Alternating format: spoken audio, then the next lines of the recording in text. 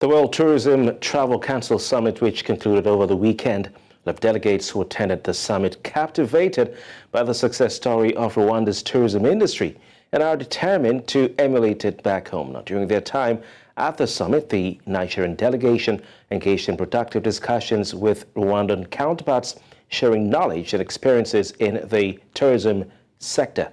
Now, they recognized the potential that Nigeria holds in terms of diverse landscapes, rich cultural heritage, and vibrant communities that can contribute significantly to the country's economic development through tourism. Well, to speak more on this, to talk about what Nigeria can learn from the Rwanda tourism journey, we're joined by Dr. Adun Okupe. She is a member of Red Clay Advisory. Dr. Okupe, it's great to have you join us on the program. What specific strategies did Rwandan tourism share, or the delegation share with the WTTC summit that you believe can, be implemented in Nigeria? I mean, we see Rwanda doing some of the stuff we see in sports and all that on the Arsenal jersey.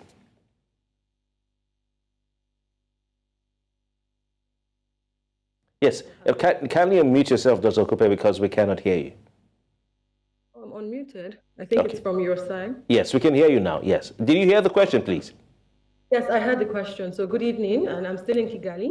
And I would say that one thing that Rwanda did very well, particularly the RDB and Visit Rwanda team, is having a focus, right? Having intention and a focus. And for them, it's been very specific about the tourism assets that they want to really share with the world, and also in terms of their strategy for it. And they know they have to change. So they've said that they had to change.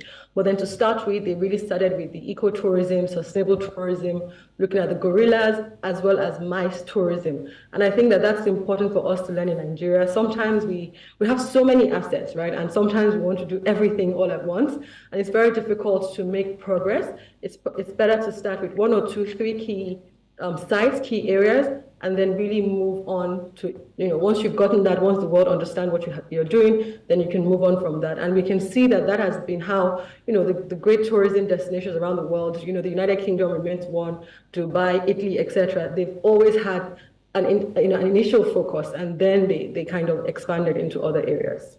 So what are the takeaways for Nigeria, or for tourism Nigeria, from the Rwandan tourism success story?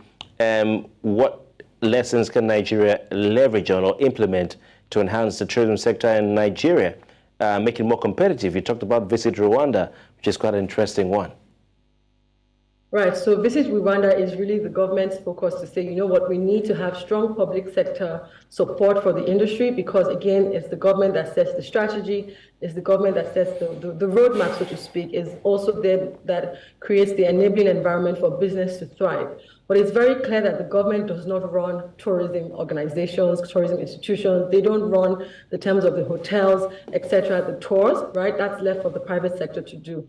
And I think it's important that, from a Nigerian perspective, that we really start to see how we can enable private sector and how government can really be the regulators and those that ensure that the standards are kept, that safety and security are adhered to, etc. Right? And I would also say that it's very important that when people are starting on a path, that we have buy-in from different stakeholders. One thing that WTTC has done in terms of what Visit Rwanda has done with WTTC is that bringing the global leaders of travel and tourism around the world to see Rwanda, to see what is available, right? It's amazing for them to understand that Africa is very, it's not what they think it is, right? Because the story is coming from our continent, right? Always seems to seem like that we're really, really struggling and that there's not a lot of development happening. And so a lot of them were very surprised. This was their first step on the continent. And again, it's that sense of, can we use this and say, okay, can you also come and see other parts of the continent? West Africa, it also has amazing assets.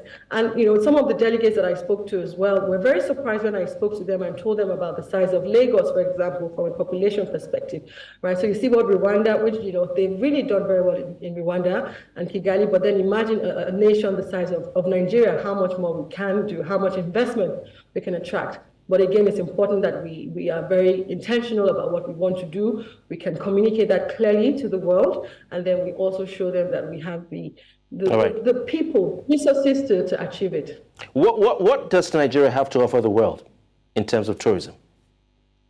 Okay, so again, I travel a lot, right? And for me, whenever I travel across West Africa, particularly, Nigeria, but also just that West Africa region, I see that we have so much in terms of our cultural heritage. That is our USP, right? That's what we can sell. That's really the differentiator. It's not that Nigeria needs to be another Bahamas or another Dubai or another London. No, Kigali, Rwanda isn't trying to be anything other than a better Kigali, right? A better Rwanda. And so again, for us in Nigeria is to say that how do we use our energy, right? The energy, the dynamism, the culture, the heritage, the resources, and how do we bring this and fuse this with the natural resources to really create a potent, and powerful tourism product. And there's so much that we can do, and I don't know that we have the time to do that, but there's so much that we can do with our people, with our local resources, with our destinations, and also with our arts. And I think that we're just scratching the tip of the iceberg. All right. We wish you the best in your time in Kigali. I think also just that what remains is the political will and political direction to get it right by putting square pegs in square holes, like some of you who are out there in Rwanda. We hope that your engagement will continue when you come back to Nigeria. Dr. Adun Okupe, member of Red Clear Advisory, thank you very much for your time and enjoy your stay in Kigali. Thank you.